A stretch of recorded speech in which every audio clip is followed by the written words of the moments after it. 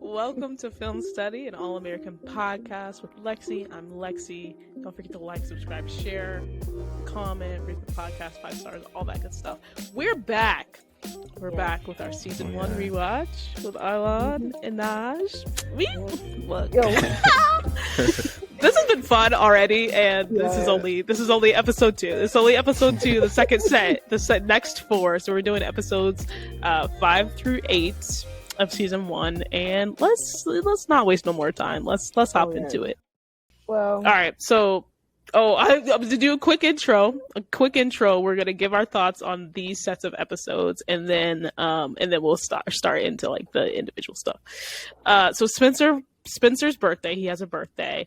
It brings mixed feelings on his dad. So we're really starting to get into his feelings about his dad. We get into part of why Billy left Crenshaw, which is incidentally about his dad, coincidentally. Spencer and Coop experience some struggles in their friendship as they like adjust to Spencer being in both worlds. Jordan and Olivia try to get their twin ship back on track, trying to figure out what's going on with their dad and Grace. Coop and Patience make it official. Spencer and Layla, take the next little step in their relationship. I can't say that without laughing. Liv, after seeing things with Spencer and Layla, invites Chris out on a date, so she sort of moves forward things with him. Liv and Layla are getting their friendship back on track after it hit a snag in a homecoming blow up. And then we find out Asher and Liv's secret, which blows up homecoming, and then we find out Billy and Grace's secrets, part of their secrets,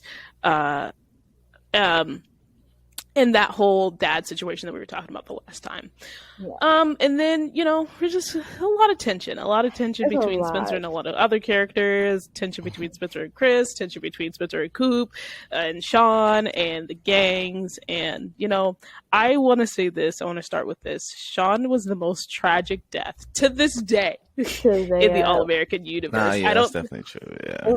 I don't think I've any other forthcoming death. I'm not gonna say who, but any other forthcoming death has affected me as much as Sean's death has. Yeah, it's one of the most tragic, and it's like realistic though, because I was delusional.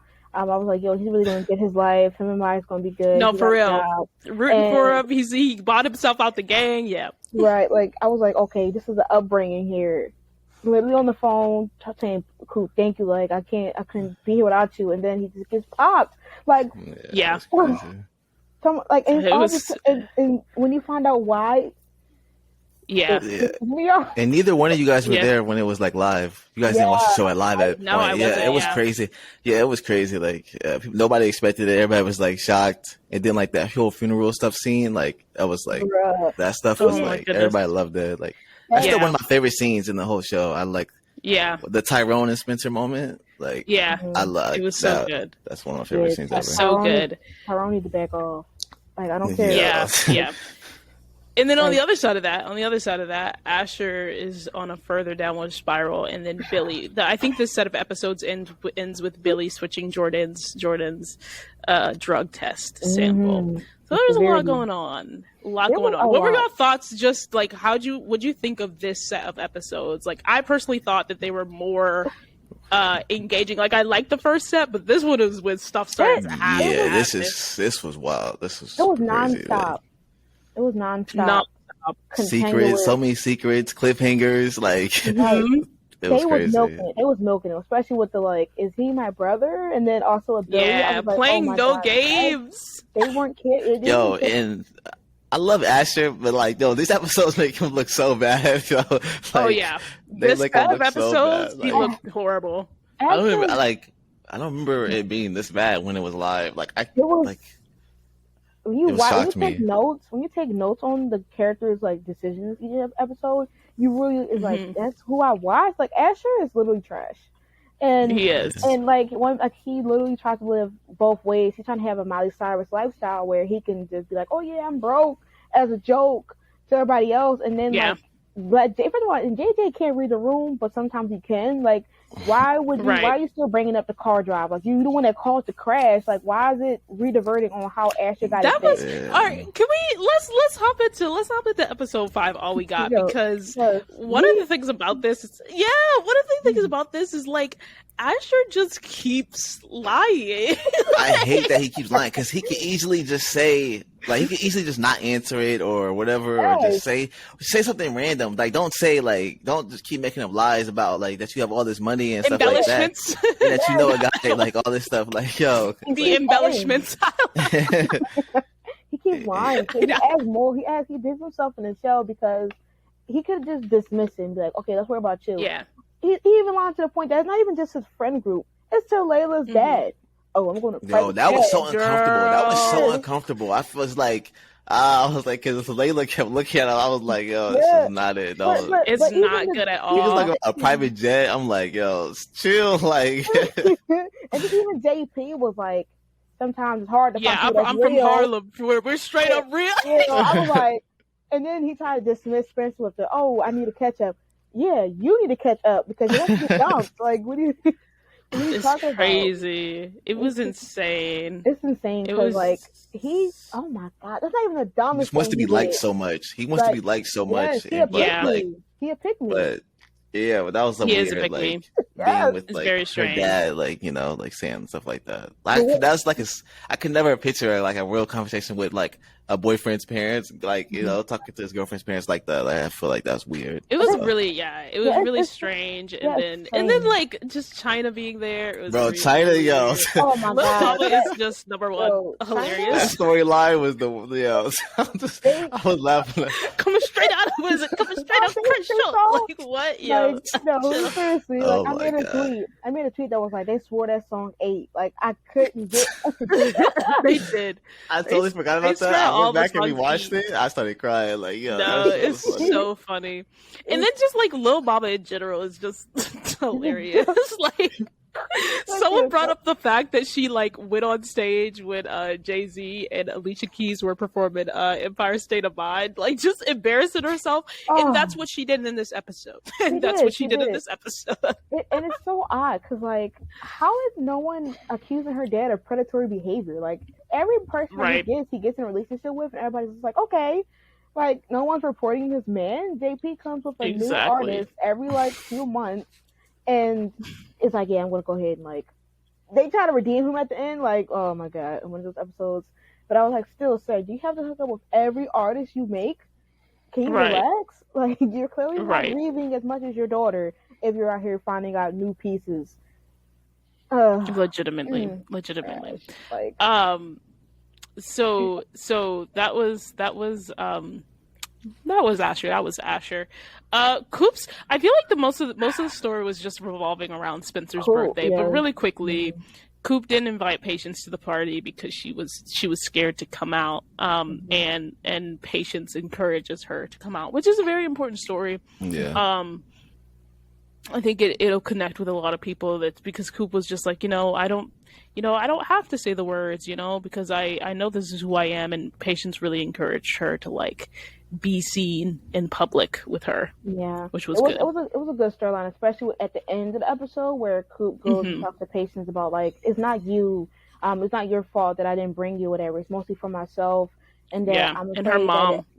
Like she's afraid that she'll realize that maybe her mom is right about her, but it finally ends off with her claiming her girl in the streets, holding hands. Yep. She's like, and the fact that they didn't like drag it, because a lot of storylines they do drag the story or make it more bigger than what it needs to be. But to see her take control of her life and not let her own parents control her decisions, and then I love that it wasn't just it's the love interest pushing them to make this decision. It was her coming to terms with it after realizing how she missed her. So that was a good thing. Yeah, no, I love that. Getting into the sort of the bulk of the episode with Spencer's birthday party. Number one, this is so random, but just because they don't do this as much anymore, and this rewatch has made me notice it, the setup on the stairs, like the stairs in the entryway of the Baker's house, there's always good scenes or like good introductions to scenes like at those stairs, and I miss that because this is the little scene where Olivia runs by Spencer and she's like, "Oh, you're getting crumbs on the floor," and you can tell that awkwardness is there between them. I love that. I was just like, we need that back. We need that back. The Baker house became a whole Airbnb. We need some more scenes. It did. With them in there, honestly, like. I just feel like them scenes, Bolivia earlier seasons, is just wild to me. There's so many. It also makes me mad though when I see their scenes. It makes it because they could it could have happened so much faster and like but like, I'm not mad it didn't happen faster. But I'm just saying there are so many moments where they easily could have said their feelings or stuff like that, and that's what I noticed. Crazy. It's kind of wild though. Like when you watch these scenes, you're like, people thought that she really was going to last with Asher, like.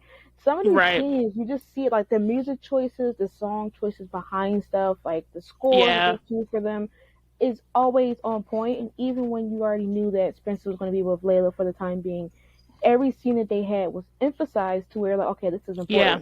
I want to know why. Exactly. And especially with this episode alone, like with it being his birthday and how Olivia's putting her, like, you know, she's distancing herself from him, but she still cares. But she wants to figure out about him. But even to a certain degree, she even wanted to try to deny the kind of like conspiracies that Jordan was making about Spencer because she didn't want things to change. And Jordan was like, and it's kind of weird that you're kind of jealous of him talking to Layla. You can't be jealous of Layla talking to your brother, right? This is a good point to point out. We're like 5 episodes in.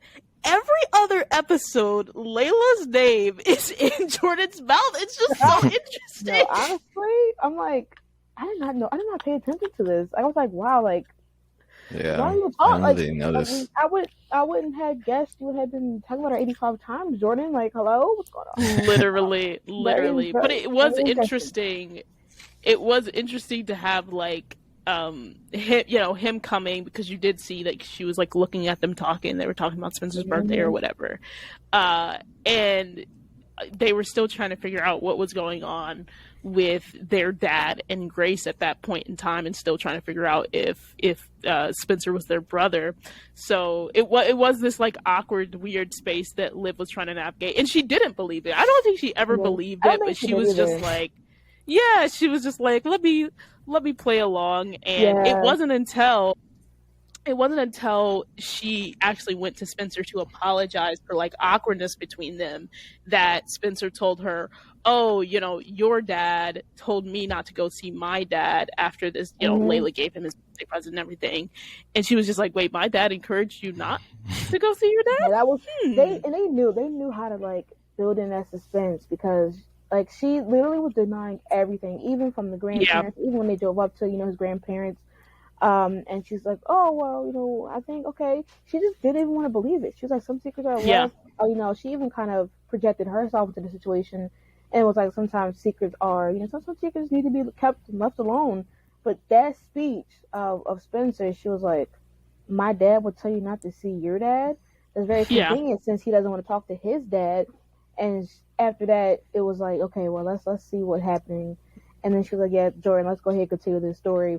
But even then, she still wanted to believe that her and Spencer weren't related. And I'm like, well, why? Do that? Because... Right. And even I think, like, what we've been saying, even those small little crumbs of her understanding him, and finishing his sentence, like in that very same scene where she's just like, oh, and you don't want to see your dad. So just that instant connection that's there between Spencer and Olivia was always fun. Fun to watch. I'm going to backtrack for a second because on just the setup for Spencer's birthday, number 1, Laura is the GOAT. Number 2, Laura's really good. Yeah, she's really good. The gray area, the whole gray area conversation about the party. Yes, you're right. And then number 2, Grace is sick. That's what I was waiting. Okay, I swear. After she's sick. She's sick. What did she do? I'm trying to think. Wait, what did she do? Wait, let me just intro this. Picks up the phone. What is it? Calling the baker's house or calling Billy's cell or whatever. Billy, I was just about to call you. Oh. and no, like, to be honest, these 4 episodes alone, you really see that Grace does not feel guilty. Not like at Billy, all. Like Billy, Billy, I feel like you really kind of see him conflicted. Even the subtle approach of bringing up their history before they even, committed their, error. Like, he was having some type of like iffiness with it, but she's going into this lady's domain, home. Yeah. Not even like she got persuaded to come to the party. She didn't even feel uncomfortable. She was talking, laughing, giggling. And don't forget that little line she said in the future episode that I made a tweet about. She's insane. Yep. And it kind of makes me mad because, like, this whole episode, she's like, oh yeah, you deserve this party, whatever, blah, blah, whatever. You deserve to be celebrated. And I'm just like, you the same one that just got mad about money literally last episode. Yeah. Not mad about money. Yes. Did let Coop say, oh, we're not singing to Spencer. What was that about? Like, I didn't like that either. They were just like, oh yeah, we already sung to you, so. You're like, what? What's wrong? Like, come on now. Like, everybody's just doing too much. Like, and it's kind of funny. I'm just like, exactly. I'm just like, you're mad about money that he accepted to spend for you guys, and then you also okay with Laura just going crazy with money for this party. And then to tell Spencer, oh, I don't want you getting used to this. Isn't that the whole entire reason you sent him to Beverly Hills? Yeah, like anything. She's the one that pushed him to go there. He was on the denial route the whole time. Yeah, she literally made him like manipulated him into going there. Manipulated him into going there. Talk with Billy, and then like these flashbacks of her like looking off in the distance. Girl, you're guilty. And she didn't like the flashback. She's looking over like, oh, I wonder why the dad didn't show up. Girl, they did a good job at making her sound like she was innocent, because when you find the truth, you're like, so why was she not guilty at all? I think that's why the cliffhangers like were so like good, because you couldn't tell, like you couldn't like they made it like so here's good. Here's the thing.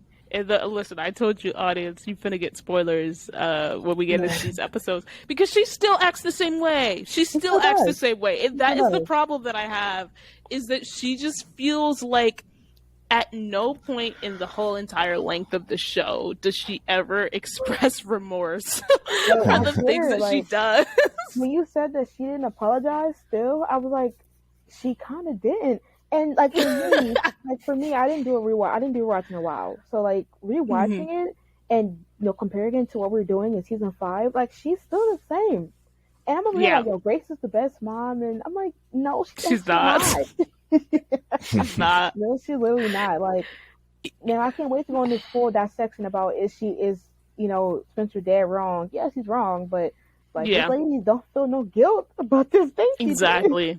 She's over here like, okay, guys, I'm gonna get mad about oxtails, but then I'm gonna let Laura make a whole party with a hot dog stand inside and just eat up.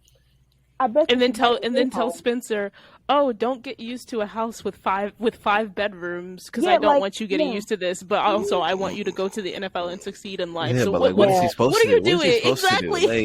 Like seriously, like you don't want to also agree with Billy to get him here. Like he literally could have booked him a little house then, Miss Complainer. Exactly. Always complaining about something, and don't even because I gotta reserve some Grace hate for the homecoming episode. But I'm coming right with you, because you got me in the train fast. Like you playing yourself, for real. Literally. But the other bomb that dropped in this episode, GW, our introduction to GW, that messy man. He was out of he was disrespectful. Yeah, he was disrespectful. He literally was on his anti-whiteness. Him and Grace. Yeah. Because Grace is the stuff he was saying. Yeah. Yes, him. It was literally giving Meghan Markle. I don't know. like literally, he like it was so much. Like I was like, wow, like Laura's just breathing, and you're just trashing her because when he was talking about the house, like what was wrong with the other house and stuff like that, I was like, yo. And then said, OJ, are you enjoying the OJ life? Like things like that. Like what? That's sick, bro. I was like, what are you talking about? Like you saying your son is a potential murderer? Like what's going on? Like literally didn't click at all. And I just don't understand. Like he's sitting here expecting, and it's kind of like this thing where it's like, you're always supposed to accept your elders disrespecting you. And I'm happy Billy didn't allow that, because why are you thinking he's gonna kiss up to you, support you while you're trashing his wife in 4K? Literally. Why did you stop having an affair? Why did you get rid of your wonderful, amazing relationship with Grace? Like, sir, why are you into that relationship more than you are about supporting your son? You're still in this 18 plus old relationship. Like, my relationship is gone. After accepting monthly payments from him. Yeah, monthly payments. Like, this dude went to college, got a career, now there's a coach, and you're still worrying about his teen love? And they were saying that money changed Billy because he got married to a white lady. I'm like, what? I'm like, sir, he had his own money. If anything, we should start questioning you about your obsession with Grace. Yeah. Because you're only worrying about this 18-year-old vision of Grace. Have you even visited her outside of now? That part. No. So why are you worrying about why he's not kissing up somebody that you envisioned your life with? And that's what. And these are the moments like when. First of all, the Baker family, like, the investigation was flawed, and that whole little like thing in the kitchen was still to this day one of the funniest scenes. But as the thing goes on, and Spencer talks to him a little bit, and obviously he drops the news that they dated, and Spencer, he has a short temper. He has a short temper, so he gets upset, and he's just like, "Hold on, let him stay." After GW is creating an entire scene, and I'm like. At the party, these are the times where I'm like, Spencer, just calm down, because number one, you don't even know this man. No, for real, like, he caused the whole scene. Like, he let the whole Beverly Hills know that somebody was smashing. Like, oh, I'm not welcome in my own son's, like, yo, right? And then Billy talking about something. Billy Spencer talking about something. Oh, you talking about my father, but you letting your dad? You literally don't even know Billy's wife, like. He just said that things changed, and you think that you can compare your dad to what Billy's dad is doing just because because that man said he knew about your dad? What is going on, Spence? Like, you just not only you changed the whole room dynamic. Like, you didn't read the room. The room has changed. Everybody's attention is on you. How this party going to continue on after that? I will never know, because everybody turned around like, oh. Well, Spencer left, so did it continue? Everybody went home after that. I always wonder how those situations like wrap up. Like, Spencer walking out, and then what's everybody else doing? Like, standing around. Y'all want to go to the mac and cheese truck? yeah, that's crazy. The mac and cheese truck. Why mac and cheese? Who knows? Okay, have fun. I would have ate a plate. Just y'all blame. It was Spencer's favorite. That's why she got the truck. Do I blame Olivia for Jordan for going to go get his dad? I think, and bringing him to the party. Well, the thing is, I don't even think that they knew he was going to show up, because he told them no. And I actually blame GW because I blame GW. He took it as an opportunity. He took it as an opportunity to be messy, because to be a messy. He's one of the best antagonists in the show. To be honest with you, he's like he just comes and stirs up ish. And it's calm too, because this could have been a moment about him worrying about his grandchildren and like ignoring Billy, and realizing that he should let go of that hatred, but worry about his daughter, his grandkids. And that's why they invited him, right? They were just like, we don't know you, we want to get to know you, and he takes that moment to talk to Spencer, trash Laura, and cause some mess and cause some drama. Yep, exactly. I'm surprised Laura didn't say anything. Like, I'm surprised how well she nice. She's too classy. Yeah, she is. I was just surprised. I would have said, and you're the one that still accepting money from our hands, so are we really better? The same money she should have. I want to see. They need to let Laura get one good whack in at some point in time. Grace, she hasn't got a whack in yet. Like, come on now. Like, what are you doing? Like, what are you doing?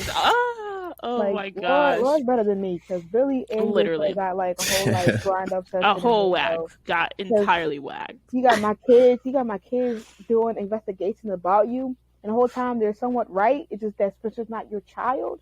Yeah. But speaking of the twins and speaking of the kids, it was good to see them like hanging out together, and then they had that whole little moment at the end where we find out, she tells Jordan rather about like what happened. They have a heart to heart, and she tells Jordan about Asher, and he's about to. She about to duck, like stop, ready to go. Duck if you buck. Like, ready to go. That's probably one of my favorites. She should have let him go. She should have let him beat him up. She should have. But the thing is that she kind of wild for it because she's going to tell Jordan and expect Jordan, who plays football with this dude and is like this with this man, to not be literally with and she knew she was trying to be cute. She knew she did. She was like, wait, Jordan, no. But then watches Jordan like trash ass her the whole next football game, and she was just in the crowd. Yes. Like, I don't know why they're doing that's that. crazy. Yes.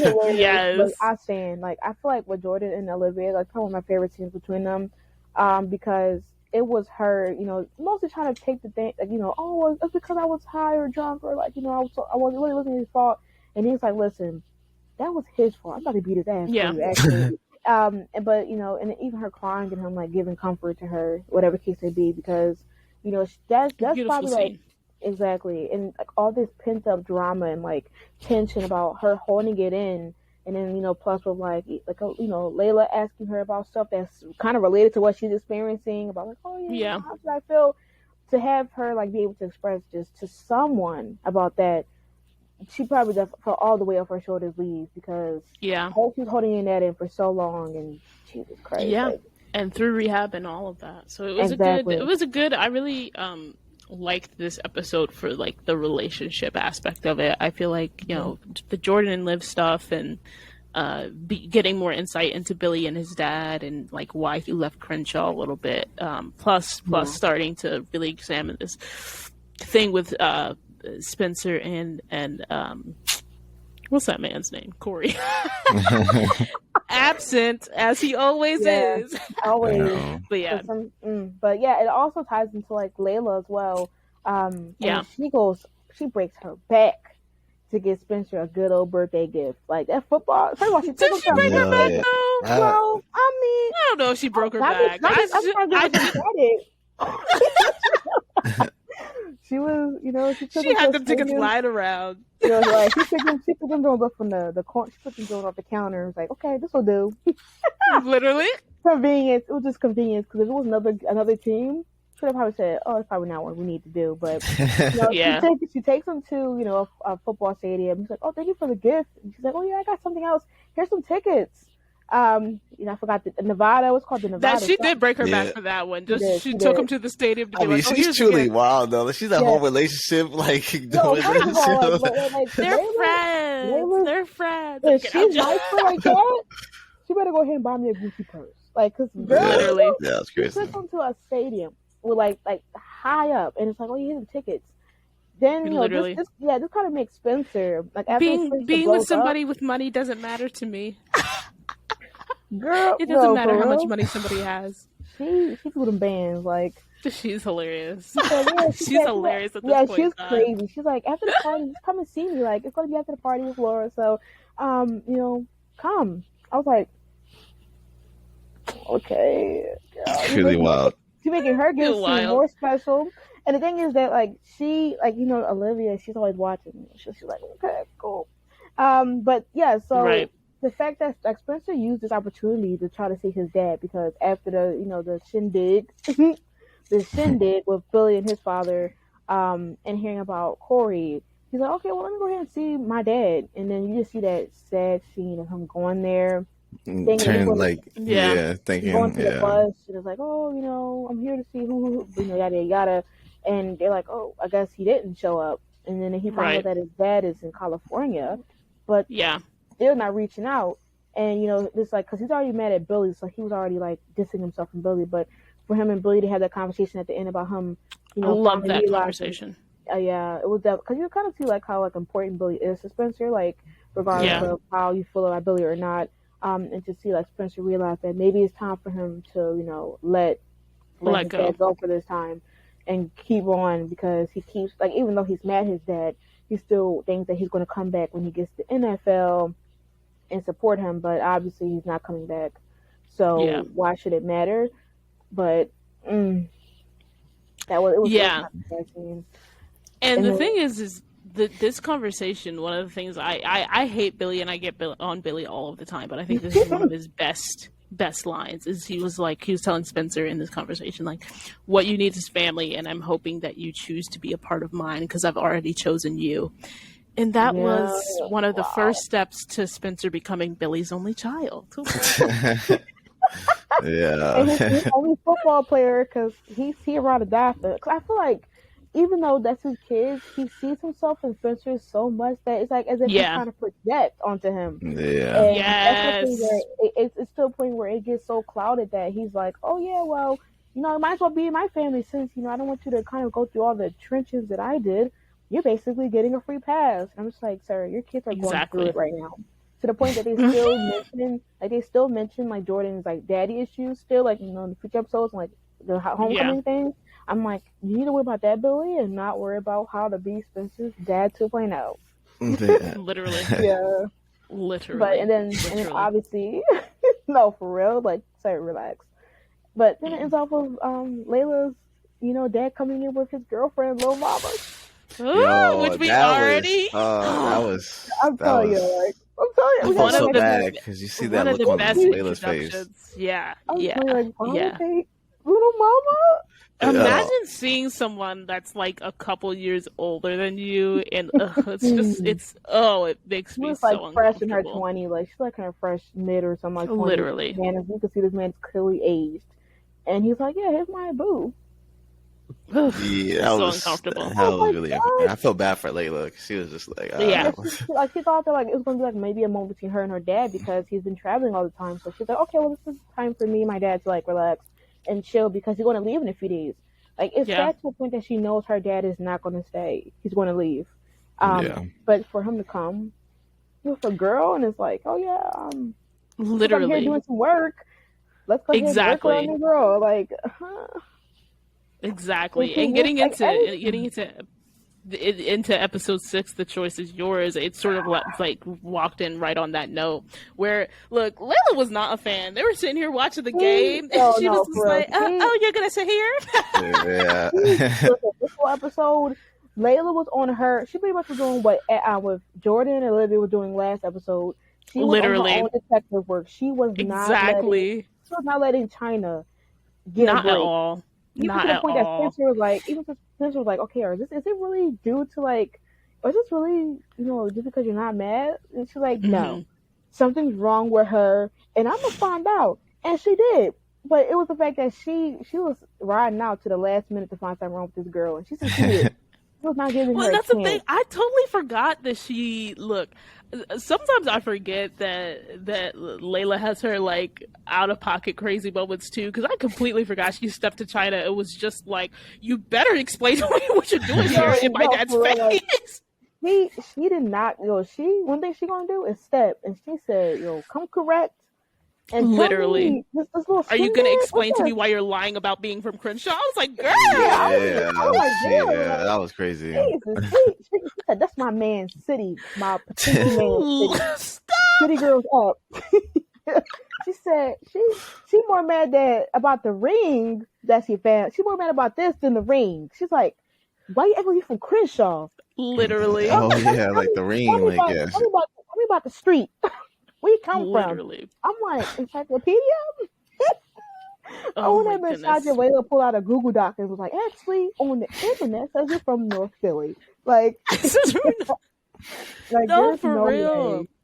For real. And we talked a little bit about it, like her and China and China just being uncomfortable in this entire episode. But she eventually does, right? Find that there's something she's not like from Crenshaw, and has this conversation with her dad, which was heartbreaking. And she tells him, like, you said goodbye when mom died and I just didn't know it yet. Like, ooh, them scenes ate like what like did. it really showed more so about like what Spencer was talking about, how Layla is in the beginning of the season, especially but you see more of her family dynamic and why she feels like alone more so, and it's because how her dad is like. He's leaving this vulnerable teenager alone after experiencing. That's a crazy thing. Like she's experiencing this big loss. One thing he thinks he can do is just like put like its accessory in her face, like, oh yeah, well, this is your ring, the ring that I'm gonna give your mom. Right. When she died, even though I left you right after, like, why did you wait till long to give it to her? Like, what? Yeah. Why are you carrying it around conveniently when you introduced her? Why? That was dumb. I would be like she was probably gonna propose, and then he's like, oh, let me give it to her.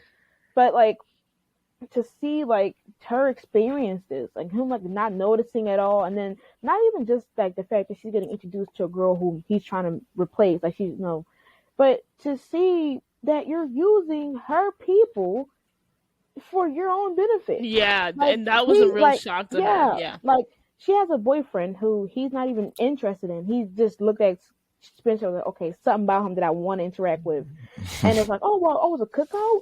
I can provide food and drinks and cups if you let me go ahead and pick this girl out. So it means that China was literally making her invite Spencer to a lunch just so he could use Spencer's connections to literally.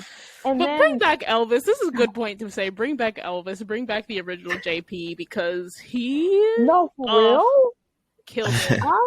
Like he really had me feeling anger because like you're over here like we're like the real villain is China. It's China. No, it's this man. Because he's such a good, like, he plays it so well, you can't help but feel bad for him. And you're like, man. I know he's trash, but it just looks like he doesn't know what he's doing.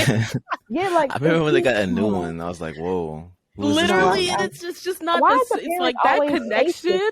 Yeah, I was like, wait, who is this? Like, no, for real, like COVID casualty in terms of actors. Who is this man? I was like, who is this man coming in? But like, her dad is so like, he's one of those characters that's just like, you're trash, but how far can I get into it? Because he did that trash stuff about using, and then even using like somebody dying around the cookout to that's crazy. Interview. I was like, oh my god, you're trash. And then he finishes the end of the episode off by saying, using Spencer again because Spencer's a good guy and is letting this dude get his last minute of shine.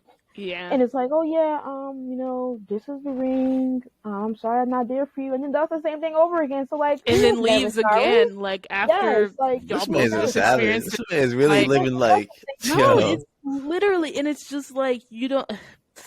He's really living like he doesn't have a whole daughter. Doesn't have a whole daughter, and you sort of understand why this girl is like going around lost and doesn't know who to make connections. He could at least hire like a nanny or like something, like somebody like. More risky than the bakers. You told me there ain't no damn nanny in there making us some breakfast. Yeah, like God. They can have at least 3 or 4 people, like easily, like. Shoot, literally so rich. He has a successful business, but like only has one client. Because like at this time she's like what, like 15, 16 around there. Yeah, or like so like, it's like that's crazy. Like 16. That's even more insane. That's like wow. He's in that huge place, like and it's California, like there'll be break-ins there. Like come on, like that's kind of crazy. It just gets worse and worse. It just gets worse and worse. It gets worse. The pressure. It gets worse. It gets worse. But it does. But speaking of the death. Oh yeah, let's get into it. Sean. Here's the thing for me on the Sean storyline. I feel like Coop and Spencer were both right and wrong in this episode.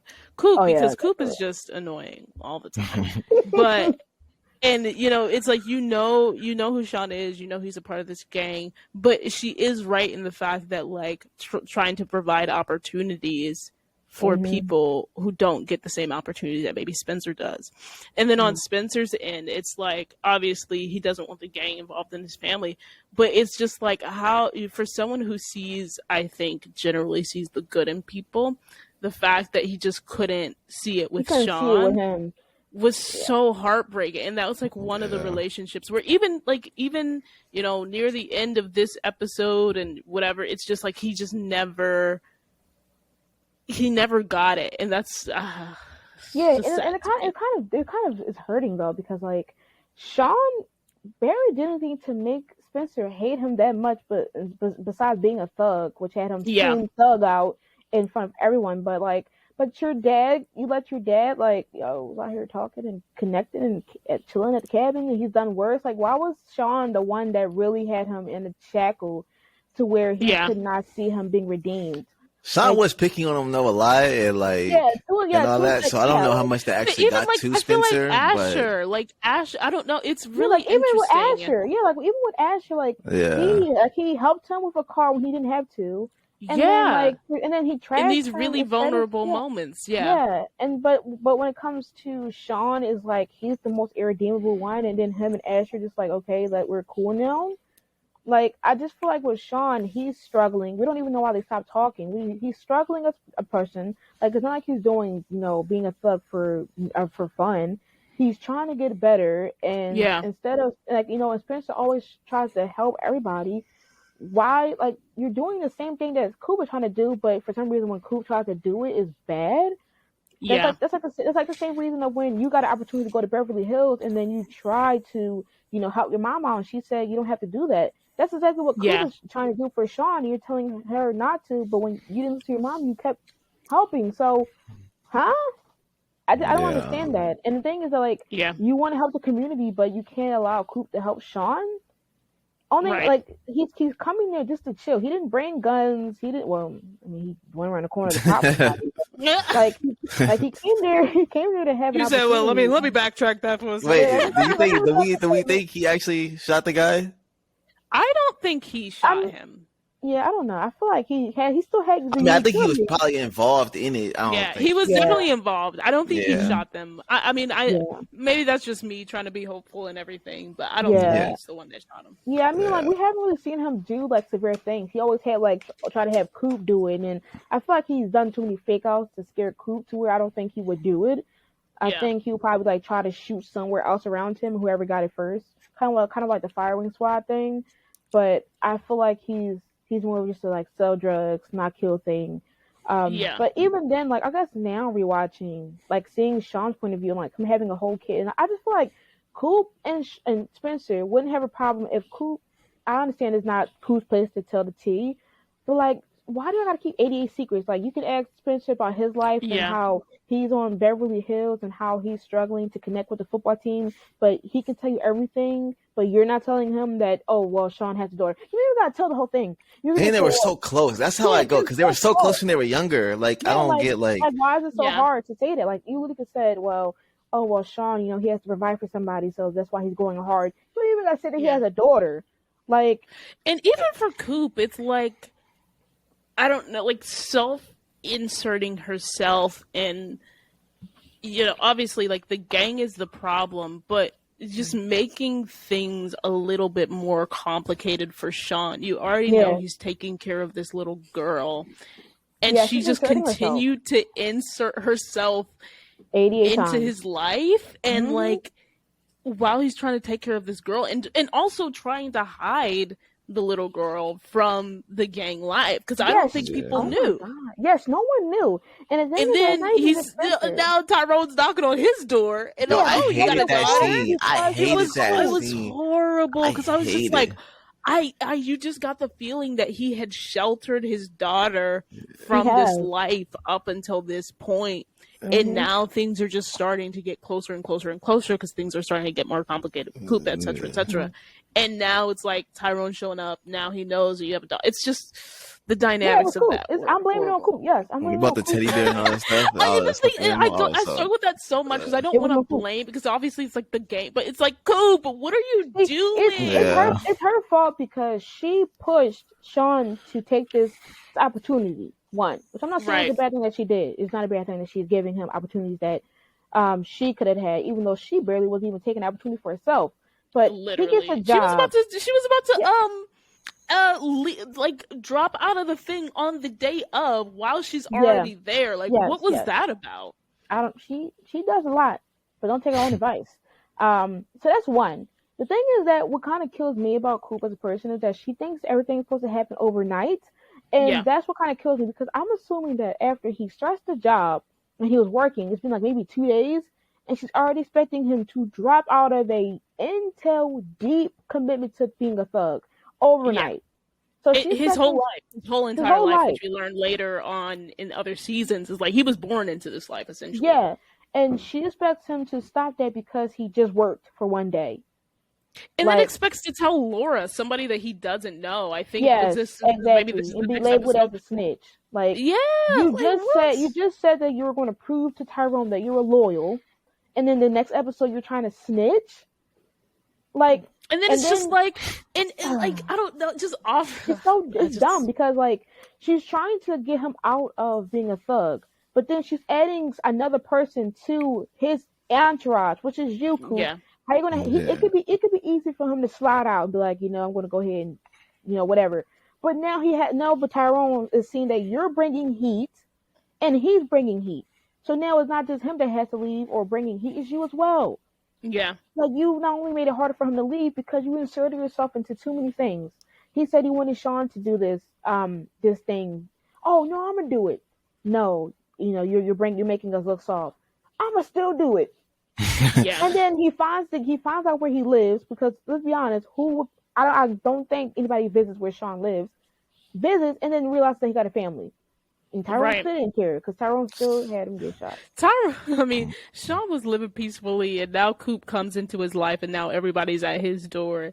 Tyrone was at his door, then Spencer came to his door later that episode. And I think Coop is so carefree walking down these streets that she probably was walking, and somebody probably watched her come here, because she was trying to live in here. So, like, she definitely, like, he gave her a free home, and she done got this man took. Like, Jesus Christ, man. Literally. I cannot. Literally. But like with the Spencer and Coop thing, it should have just been done if she kind of gave him some insight. Like, she was the girl that was getting all the tea from Spencer, but when he asked about her life, she was just like, "Oh, I'm good, don't worry about it." Whole time she's like drowning in thug business and missing things and missing commitments, like on both sides of the aisle, missing commitments with patience. She didn't go to the football game. Didn't show up to the didn't go to the football game. Missing stuff with patience that she hasn't seen her. Missing things with Tyrone, which we'll get in. Missing things with Tyrone, which we'll get into in the next episode. And it's just like, so what? So where are you doing, Coop? Exactly. She's fumbling all over. She is fumbling all over. And then she want to be a damn therapist while fumbling herself. Like, literally, girl, this is not fairy tales. You can't just get a job and stop being a thug. Exactly. It's like, come on, sis. Like, please. You better keep cutting that hair. What happened to her barbershop job, bro? Oh yeah. Somebody needs to get her back over there. Now in present day, get her back over there. Right. She can rap. Supposedly, her rapping career is kind of down. She's not Music a lawyer. is dead. The dream is dead. Oh my god. She should have started her food. Maybe her food would have got better. Now she out here taking classes with college students and struggling. Literally. Like, girl, bye. And then she got to drink and be a lawyer. Now she's smarter than a lawyer. Don't piss me off. Literally, I just cannot with Coop. On the things that made me smile. Chris and Olivia. Olivia, really? Yo, I didn't care about them at all. I ain't gonna hold you. I need them to stay away. No, I'm sorry, they're cute. I just feel like at that time it was a good thing, especially with Olivia realizing that Spencer and Layla are definitely something's there between them. Obviously Chris, with the kiss. That was out of pocket. I know. I don't even want to talk about that. We're going to talk about that though, sadly, when we add to the Spencer section. But with Chris, he was a good person that she needed at the moment. Honestly, it would have been better for her. It would have been better for her to date him than Asher, to be honest. But the fact that he was approaching her, he respected her. He didn't want to rush the relationship. When she didn't want to give her number out, he was like, "Okay, well, I'll give you my number and you can talk to me when you're ready." And just to see her happy for that time being, especially with all this tension of she can't be too close to Layla because of Asher, and then Spencer, she can't talk to Spencer because he's with Layla, and it was nice to see that at least someone was there paying attention to her and giving her that attention that she needed at that moment. So there's nothing wrong with Chris, but like, Chris, I didn't forget what you was doing with my good sis. Like, we coming at Spencer last episode, I didn't forget, but I appreciate you. But I love Chris for how he treated Livin. Yeah, he gave her respect. Asher could never. He did, which is why I couldn't believe. Speaking of Asher, Jordan punched him. That's all we need to know.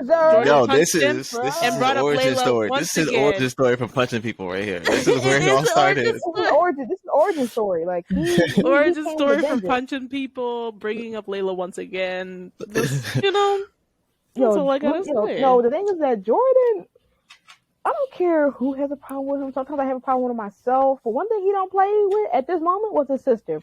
This man was shady as Asher the whole football game.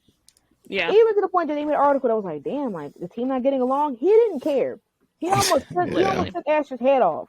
Like, the beat was so severe, and like Asher was confused. He like, yo, like, bro, what's going on? He like, nothing. And then we came at Asher inside and was like, I'm letting you do this, you're complaining. I'm letting you do this, and you're complaining. Like, just stop being a whiner and enjoy. I was like, gosh, That's how you eat, Jordan. Come on, like he was eating like I've never stand it so hard. Like Asher just need a reality call, and then what Asher did afterwards, that man should have got hit with a car. Let me stop. But no, like Asher, every time you think, I know, Asher, being like, it wasn't like that, man. Oh my gosh, it no, was like that, Asher. It was like that, Asher. He sat here and used, oh well, I was depressed because my mom left, and she was wasted. We're both on the same level. No, you're not. You're not. Yeah, he's kind of crazy with that statement. He was. Actions, Asher. You're aware of your actions because you remember it. She barely didn't. It probably took her days to weeks to process what happened that day. And you were talking about something. It was on the same wavelength. Literally, it bothers me how they handled that storyline so much. I was listening to the dialogue and was like, and people shipped them. Yeah, that's one thing I couldn't. I never hated them. I never liked that. I hated him. I hated him. People were saying they were in game. I was just looking at them like they were on drugs. I didn't say anything. I was just laughing like, you know. When we get into 1B in those conversations, I'm not even ready for that. That's Lord have mercy. Like they really tried for Asher and Olivia, and I say you should have put it in the garbage where it needed to be, because what? And then like for Jordan to like him and Asher to walk that long that he became Delulu to give Asher another chance, it was a no for me. Like, yeah. He didn't really. I don't think he really understood we didn't see what we saw, which is very different than the story that was given to him. In other news, what else happened in this episode? Spencer and Layla kissed. I don't want to talk about this at all, but I would love to hear your thoughts. I just said something, tweeted something about that. I was just like, I wish Olivia had just said something sooner. I just would like a little bit sooner, just because you could tell that kiss, she was like, it hurt. Like, it hurt that face she made. One of the most heartbreaking moments in the show. Yes, like she didn't have to say anything to Spencer. She should have just said something to Layla. Just said something to Layla, like, don't go, like, you're in a relationship, like you're in a whole relationship. That's why what Chris said to Spencer in the next episode gets me, because look how sad she looked when she saw that kiss, because she kept saying like, oh yeah, like you like him and he likes you, and she's like, oh no, and then to see that she was right. And she lost her chance. I just hate that she kept playing it off. Every time Layla would say, she's trying to hook them up. Like, why would she keep playing it off so much? Because Layla was really out of pocket with this, like, let's play. Oh, she was really out of pocket. Like, the whole time she wanted them for herself. She shouldn't even have been at Spencer's job that late. Like, why is she at Spencer's job that late? It's closing. He's closing up. He's closing up. Like, I think she was still mad at like Asher. So like she was mad about Asher. She was mad about her dad. It was around that same time. She kissed him right after her dad was leaving again. I think so. Which is a pattern for her, right? Yeah, she becomes a pattern, I should say. Is Spencer wrong? Like for anything in this? Do you think? For kissing? Anything like in this scene, in this moment? You think he's wrong at all? Is he wrong? Yeah. Oh, yeah, absolutely. I don't know. Do you think he's? No, I think he's wrong. I think he knew. He knew the stakes. He knew the dynamics. In terms of like his teammate in that situation, regardless of how I feel about Asher personally, he knew the stakes of that. And I think as we get into episode 7, like obviously it sort of goes straight onto there. Beyond. Because you really see that like with Layla, she feels guilt even though she feels feeling him. But Spencer doesn't. Spencer don't care about the severity of it. He doesn't care. He doesn't care, which means that like he don't care about relationship. He didn't care that she was committed. He didn't care that she was conflicted. She's trying to handle what she just did, and he's like, okay, well, I hope we still be friends. Like, he was just like, literally. And then one of the most interesting lines that they had him say is, and I don't know why it bothers me, but it does. But it's when he says, "I don't do the whole sneaking around thing," because it's I don't think she's trying to sneak around. I think that she's trying to figure out how she's gonna deal with her situation with her boyfriend, with Liv, with everybody that's it's stuff that he doesn't even know about. I'm kind of lost because I'm just like, y'all kissing. You think that you're a side piece already? Like, what's going on to the point that you had literally? Like, he literally kissed you, and then you kissed her back, and then you just was like, okay, well, I'm not good with sneaking around. She wasn't trying to sneak you around because she wasn't even trying to take you out right now. She got a whole boy. Did you forget about that? Yeah. I think he forgot until he realized what she had to say it. Like, he forgot about Asher. Because Spencer was like, oh, yeah. Like, Spencer didn't care, and he was wrong for that. He didn't. And that's what I was... Yeah. I think, and to that point, I think both of them have a part in this whole Spela situation. I don't think it's just on one person. I don't think it's just that like Layla went after him. I think that it was like both of them both of them did some dirty stuff. I'm not gonna lie. Both of them more than cheating was there. First of all, they're like one of the most annoying couples in the entire universe, number one. Because I'm like gonna skip. Go ahead.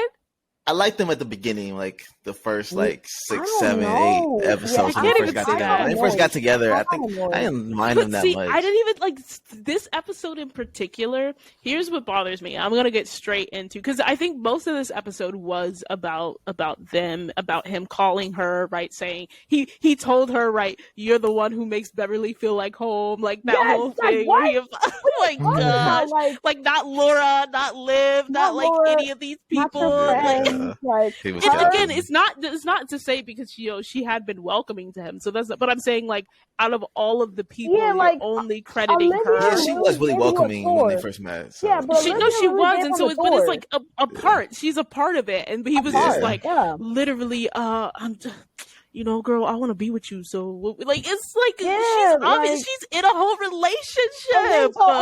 And then was like, I think it was next episode or whatever. But whenever he told her to meet him, like, literally, this was this episode. It was California Love. Relax. Like, come on. You just basically. She didn't even meet him though, did she? She left the voicemail. He was like, I understand why you didn't meet me, but, you're the only one who makes Beverly feel like home. And she's like, he had a wrong mindset because he just basically he just found out that Coop was staying with Sean. He told Sean to take care of Coop. Like, I'm gonna let you take care of Coop, whatever. I hope she's right about you. And then you're like, okay, well, that's over. Let's go ahead and see if I can snatch this girl from her man. Literally. Spencer, I can't keep going out like this. Literally. I be defending you, like, breaking my back, like. No, they both got on my nerves. Like they both honestly rewatching this, they both got on my nerves almost equally because especially at the actual homecoming dance. Obviously, we'll get back to like the whole Liv and Layla of it all in that conversation that they had, but just for the Layla and Spencer part.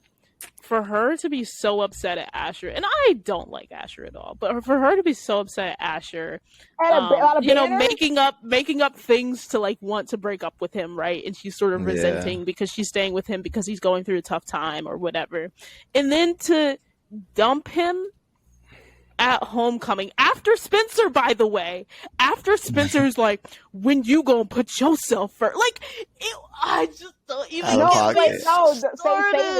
save it. And then dance, we gotta save it. We gotta save for that. We're wrong episode. And then dance with Spencer after first of all, Spencer, why are you going up to Layla anyway, knowing the dynamics, knowing that Asher is there, while they're talking, right there. Twice he came up while they were talking and was just like, "Oh, are you?" Honestly, I don't know. Asher was kind of right for saying, "You trying to step to my girl right now?" I think he was right. Yeah, in that moment, he definitely is right. He didn't care. He didn't care. Like, I've never seen this man disrespect this dude. So openly and so repeatedly, and then to follow her outside, her to those steps, which those stairs are cursed because Jordan and Simone had a conversation on them stairs too.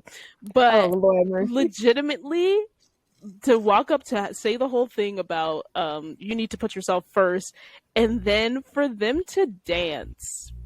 Yeah, and the thing is that listen, like. The fact that Asher was a little wild too. He was like, "That kiss was a mistake. You best stop stalking her." And then, literally. And then she was like, Asher was out of pocket. He was right to say, "Don't be stupid." No, but I think any guy would say that though. I think any guy would say that though. If like, it's true, but it's still, it was just like stalking. Calm down. Even then, like stalking, like they kiss once. Like, exactly. It was too much. Let's act like both kids ain't meet. Twice. And he was talking for Layla, like stuff that didn't even come out of Layla's mouth, for real. Yeah, like, he was adding his own jealousy. Layla literally told this man, "I'm here with you." Isn't that enough? What? Crazy. No, she said that. They were out of pocket this entire episode, bro. They were insane. Like she literally said, "I kissed him and I stood with you. Like, aren't you not happy?" Literally. No. I would have. No, because I would have left her at that dance, yo. No. She was frustrated the whole time. Like, she was frustrated crazy about the banner, and he was like, "Okay, well, it's kind of a dumb banner. Let's literally. Chill." She's like, "I don't want to dance. I want to kiss Spencer again." Yeah, it was wild. It was wild. She knew what she wanted. Both of them were on demon time. Both of them were just like, screw everybody else entirely. Screw everybody else entirely. Like, this whole segment is them, because even before the dance, when everybody met at the Baker's house with their little dates, he was eyeing Asher and her down. He was literally, and this was after looking at Olivia, right? That famous look from Olivia. He looks at Olivia. Layla walks in, and he's like, "Oh, I'm sad now." Like, oh my god! You're not gonna eye Olivia down steps. You're not gonna look at her like she's the only piece of meat on earth, and then go look at another person like, "Are you literally? Are you out of it?" And here's the other thing that bothered me, and I think it was just like I was getting irked on Irk watching this episode, but this episode ate down. Number one, it ate down. On stress. The fact that, and this is something still to this day, why do I feel like people only address, like, friends only address relationships that don't matter on this show? Because why are Grace and Coop immediately picking up, and then the whole Billy and Grace conversation about this, they're immediately picking up on this triangle that nobody cares about. Let's be real. We know where the triangle was going. We know where it's heading at. And y'all pick it up when it's already kind of done. Literally, they're just like, Grace. Two guys fighting over a pretty girl. And it's like, I forgot that this was even a triangle, because Asher matters that, like, less. I don't care about him less. No, don't distract me from, because now I'm about to get on Grace. I know, me too. Listen, I'm right there with you. Yeah. Let's get to Grace real quick, because you fucking tried. First of all, her and Billy get locked up into this. Let's hold on. We gotta take it back, because she tells Laura. She comes into Laura's house and says, "Oh, can you take some pictures of Spencer for me or whatever? Because I don't want to miss these moments. Whatever, you missed your whole entire child life, whatever. But I don't want to miss these moments." And Laura is the kindest, sweetest person, and it was just like, you know what? I'm finna do you one better. You know what? Come, let me give you one of my dresses. Let me put some blush on you, some extra makeup on you, looking good, looking nice. And this is designer. They live in Beverly Hills. Mm-hmm. And you can go to this thing. Like, I don't really want to go anyway, so there you go. You can go and be one of the was chaperones with Billy. Yeah. And this is how Grace repays this gesture. As soon as she and Billy are alone. So not even before that. Let's go back a couple seconds before. When he goes and when she's standing next to Billy, he's like, "Oh, you look amazing." And then she said, "Oh, thanks to your wife." Oh, so you're acknowledging that he got a wife. Exactly. So mention what she does next. Come on. And so, literally, the first chance they get locked in Billy's office looking for the banner or whatever. And this is what she asks. This is what she asks Billy. So, I promised myself that I wouldn't ask you this, but I'm going to ask you it anyway. Why Laura? What you... Yeah, why did you marry outside of your race? Outside your race. And no, she said, "Why do you date somebody out your culture?" Out your culture. Then she said, "Why you leave Crenshaw?" Then she said, "Why get a rebound after their breakup?" So you gave them 4 questions, and he didn't answer none of them. Like, can you read the room? First of all, why is it on your mind 18 years later?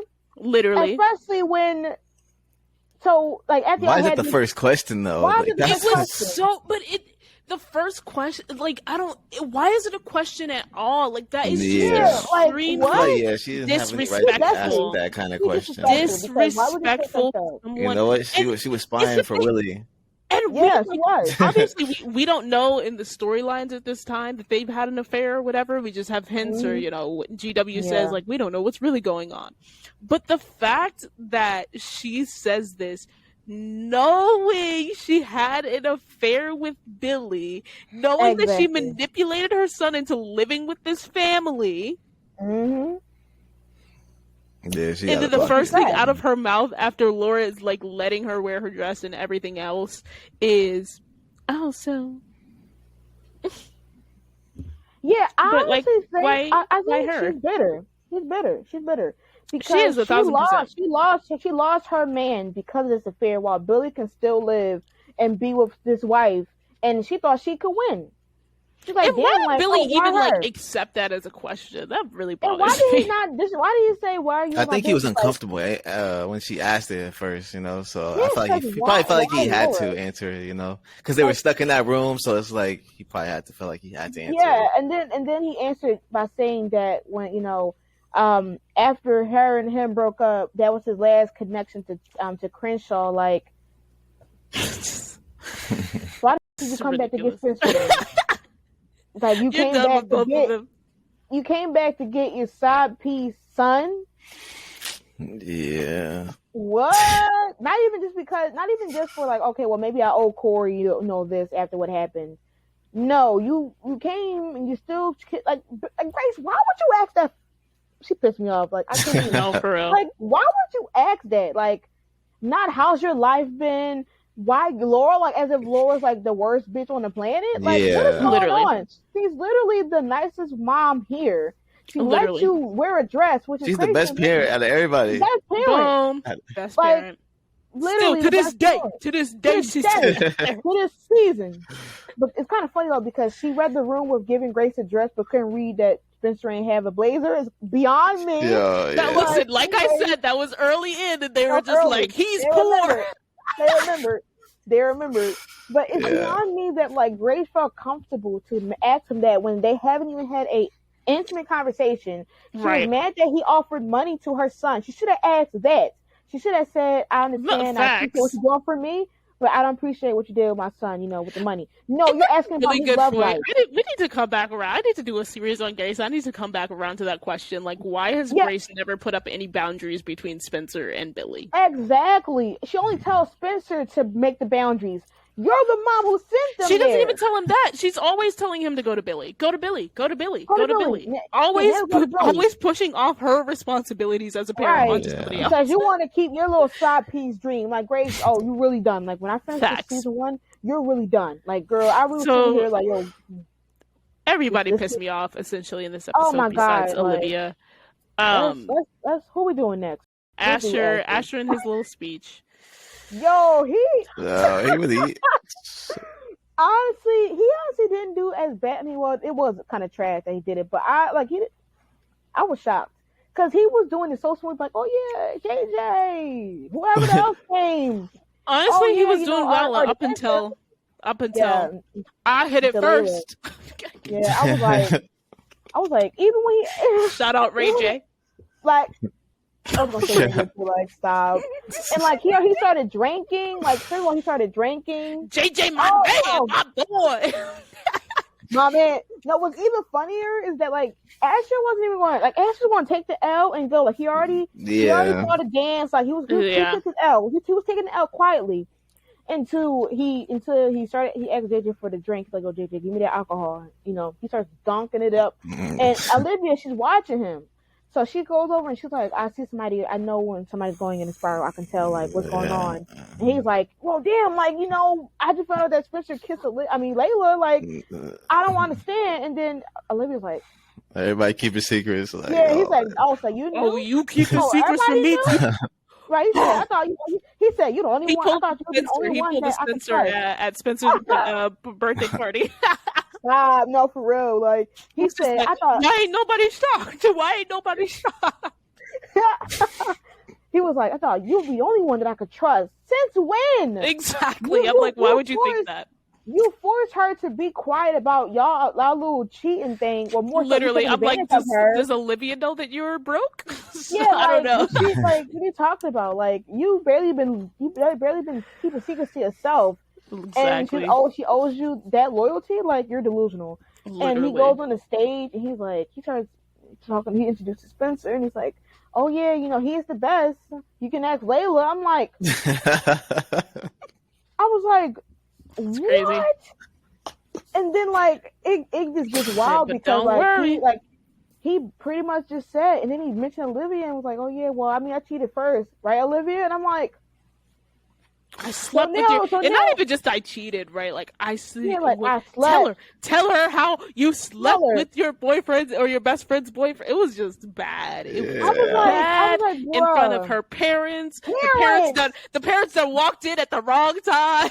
Yeah, now they know that she obviously was smashing. Like, yo, like literally, like he gotta go. He has to go. It was just insane. And then all like in front of the whole school for both Liv and Layla, right? To be put on blast like that in front of the whole entire school. Like that was brutal. Had to go. And then he like was shocked that Billy suspended him for the game, which I'm so mad that Billy didn't say anything about you like embarrassed my daughter, you embarrassed these women. Nothing about that. Right. Just like you were drinking on school property. Excuse me, Billy. There's like more important things at hand. Yeah, your son is smoking. Oh, yeah. Literally. And you're covering it up. Jordan left. He done left, got a Malibu girl who's making him have sex on the beach. Literally. And been trying to. I literally feel like she was the one that told about the. I can't remember. Oh yeah, she does. She did. Yeah, because I've been knew because she trying to have him smoke even before this moment. Like, he lost. But like he out here smoking weed, getting lit, coming the next day. You're worrying about Asher. You know Asher's trash too. You're covering for your son peeing. Like, literally. Come on. Well, and that's the thing is like honestly, episode 7 and 8 felt like I just felt like a 3-part series. Like episode 7 felt like one part, and then episode 8 felt like 2 different episodes in one episode. Because it was just like you have all of the Sean stuff where he was trying to buy his way out, and then you get like, oh my gosh. And the annoying thing about Tyrone is like I just look back at that and I'm like, you are the root of all of my problems. We still are feeling the effects of Tyrone to this day. Like, why is Amina still on my screen? No, for real. Like, he's still. Why is your sister's daughter still on my screen? Oh my god! Why is his whole family line still here? Like, like godly, like lineage. A whole so for real, like he literally killed basically 2 brothers from the same family, and now we got to deal with his family not being demons. Like, your sister's a demon too, and yet y'all coming for us. Y'all are demons. Literally. Y'all needed to be repent. Exactly, and so like we mentioned. Sean tries to buy his life, and then he gets killed, and that's when Spencer realizes that he's like, oh, maybe I was wrong. I was like, oh, and then he had a daughter. I'm like, so the daughter and him getting clapped was what made you give him the time of day? Spencer, let's come together and be for real. It was a lot. It was a lot. No, it was a lot. Like, no, because Spencer was a joke. Like, he told Cool, like, yeah, you know, I'll kiss Layla. And you know, you should come join me as my date. And then to not have her. And then that's why. And then Cool talking about, oh, I got something to take care of. Blah blah blah blah blah. She didn't even take care of that. She's the reason, like we mentioned. She's the reason. Number one, he got shot in the first place because it was a problem with Tyrone and blah blah blah. It's just like, it was her fault. I'm telling you, it's Coop Voodoo. Literally, like, it is. I can't lie. Like, it really is. It's Coop Doo. And then like after the whole thing, between that, that's when he runs after Layla, to try to runs after her. He could have caught up. Run to after her. She somehow was the fastest motherfucker over the hills. Hold up. And can we talk about the mixed signals, right? Because all this mess you was talking about at Homecoming, then y'all at the lookout or whatever. Y'all at the lookout or whatever. She goes to kiss you and you just like, oh. Yeah, like I was surprised by that. You just said you didn't and then only to come back the very next episode and be like, "Oh, are you avoiding me again? Like, what is wrong?" Damn.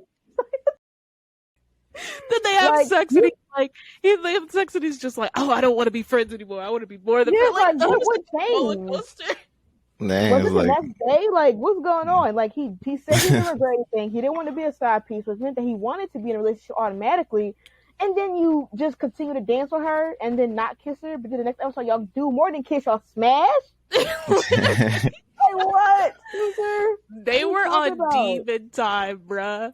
Crazy time. No, and we was eating it up. Like, we was like, yo, this show kind of intense. Yeah.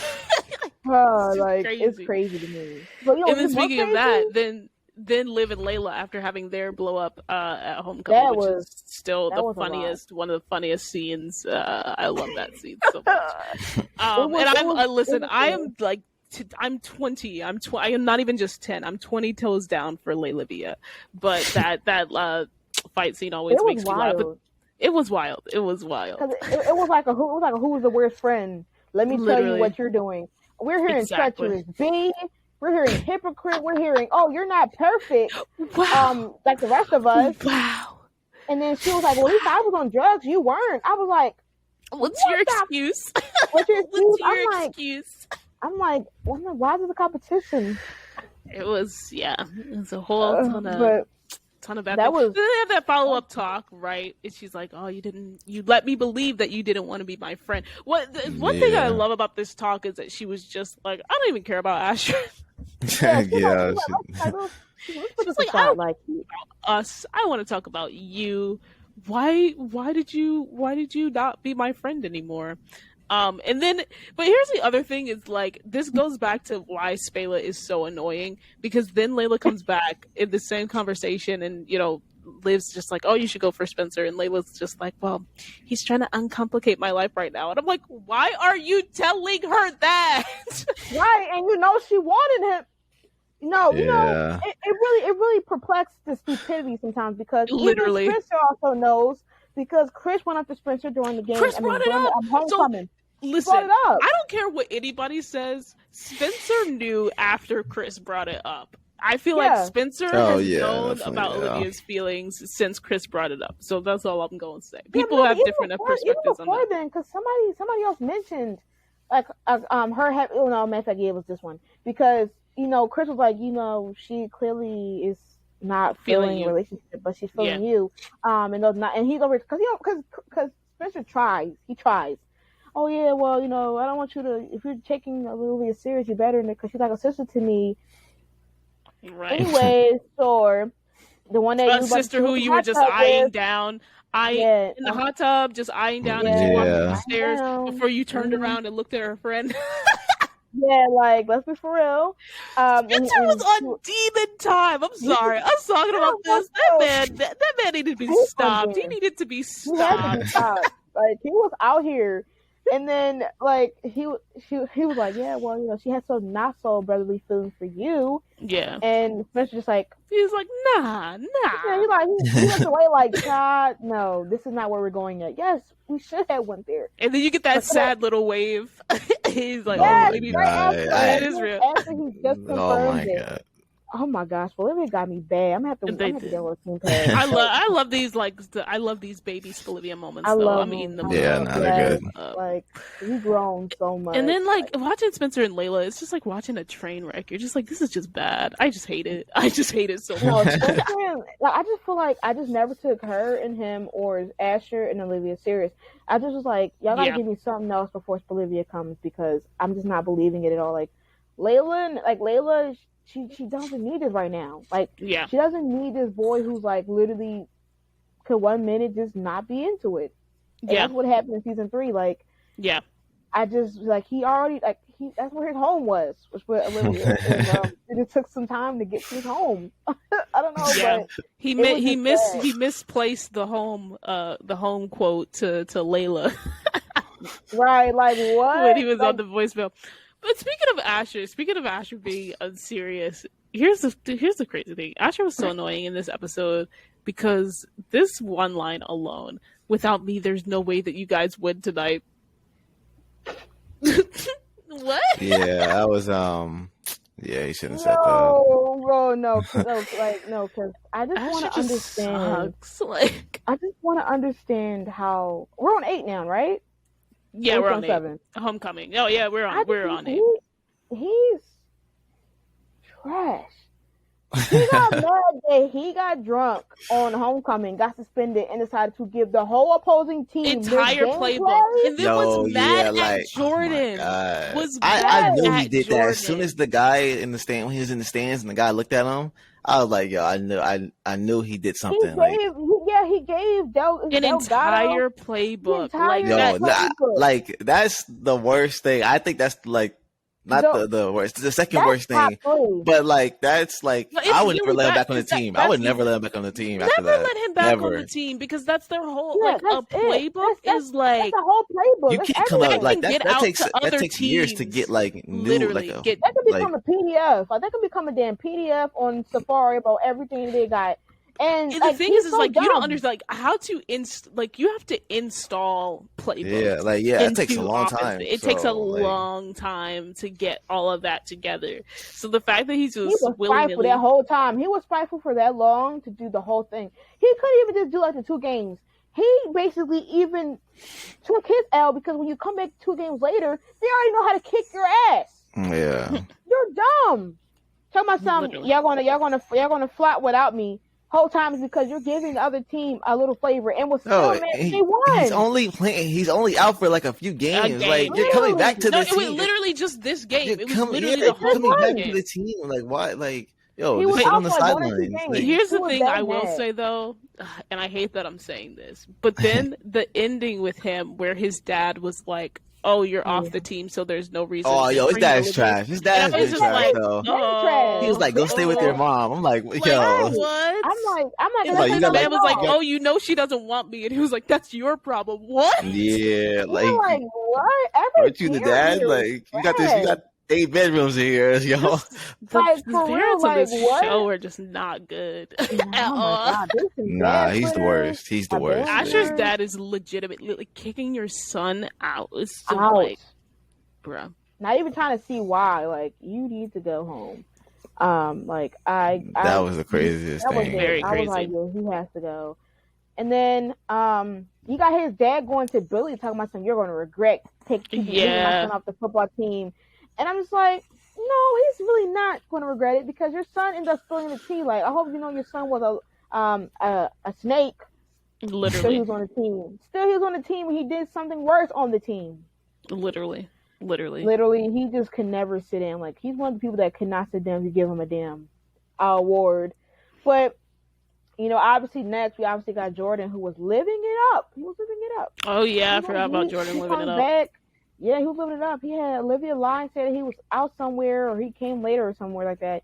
Came with a suit. They're idiots. Why would you start arguing right downstairs in the kitchen? Right. They're very serious. They're very he was very. The funny thing, I don't know. This speech by Billy just makes me laugh all the time because just hearing Tay say like, "Not for me, not for these girls, baby boy for you." Right. I was like, sir. Oh my what, sir?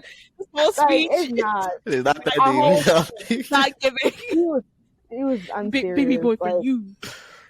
Right. Oh my gosh. Like, just but funny. It's crazy because like you know, obviously Jordan comes with no shoes. He comes with a suit, so he gets this talk and he comes back real high, eats some chips, and Olivia's like, "I know you're high." He's like, "No, not really." But this is the first time he actually stood up against his dad. He was a couple times he does, but he's like, you know, this is the first time I did something without trying to please you. You know, this is what I want to do, and I don't really care. Like he said, he didn't really care about football, but you know, by the time he realized that Asher snitched, that's when he realized that he was missing, you know, doing football, and football is everything. But that was the first time he defended himself against Billy and was like, listen, I'm doing what I want to do. I'm not trying to please you and satisfy you. I did it for me.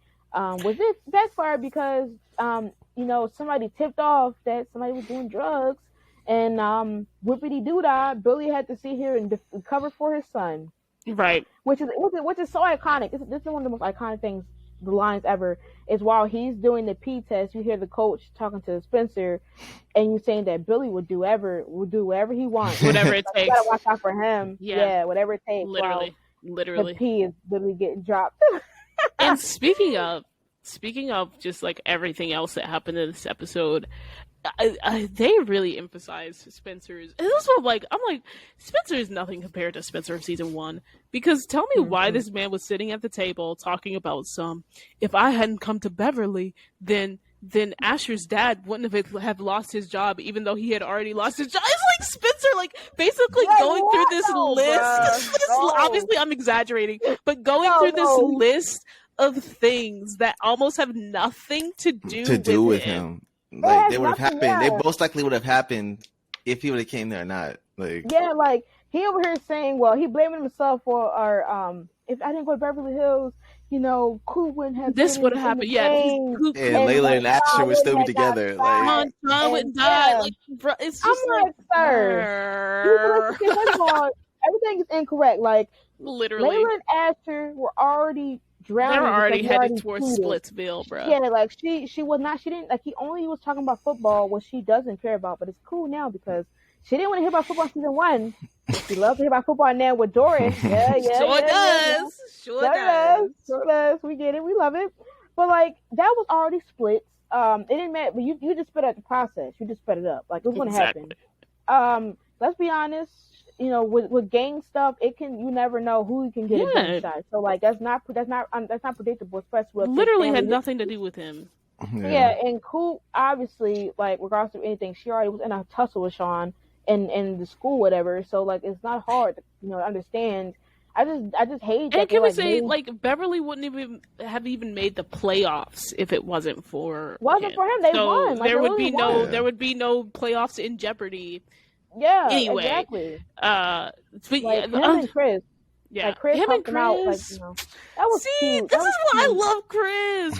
Yeah, Chris was a real one. He was like, I'm finna do it for Sean. We finna do it for Sean. Bro, he can't. And Chris jeopardizing his playbook to give Beverly some of Crenshaw's plays. Mm-hmm. Yeah, it came full circle for when when Spencer came to Chris and was like, let me give you some help about how you can make your team better. And Chris came back and was like, I got you. He saved the game because literally Asher. Bruh, I can't. I really can't believe he did. I can't. Low key. I'm so glad that Jordan eventually Yeah, not even gonna lie, you're making me hate Ash all over again. See, this rewatch is just reminding me about how far he's come because I've been pretty neutral on Asher. And my boy, he's elite now. He's elite now. Yeah, I don't know about elite. Arlon be giving everybody elite status. Exactly. But he has definitely come a long way, and he's not the same dude that he was in the beginning, for sure. There's a lot happening in these. It was a lot. These next 4. Yeah. Nah, but for real, he tells Layla he wants to be more than friends. Kiss and have sex. Yep. Liv and then Liv and Chris start dating. They were with each other at the thing. Obviously Sean gets shot. There wasn't too much football in this episode, but Spencer, he starts to adapt to Beverly, I feel like, a little bit more. Yeah, I think he finally settled in. But before it does settle in, the Malibu coach talks to him and he's like, he mentions how Corey was supposed to be the coach here, and then Billy comes out of nowhere because he put in the work for him. Yeah. Which, and then he was like, looking back on that, I'm like, I don't even know if I trust that Malibu guy. He was just saying anything at that point. He was saying anything, because why now? Like, why would I just beat the team ass? Like, and then he was like, yeah, you know, Corey always had a picture of you and talking and bragging about how literally. I was like, I don't care if he left you for years, but Corey would have never done that without a reason. Like, sir, goodbye. I'm like, sir, goodbye. But we do know it was a reason, but still, he's still trash. I don't care. It's still trash. Yeah, still trash. There's no excuse. There's no excuse for abandoning your child. Man. Like whatever. Like it's whatever the case may be. But like season one is a time. That was a time of a life. Like Coop. R.I.P. Sean. Yeah.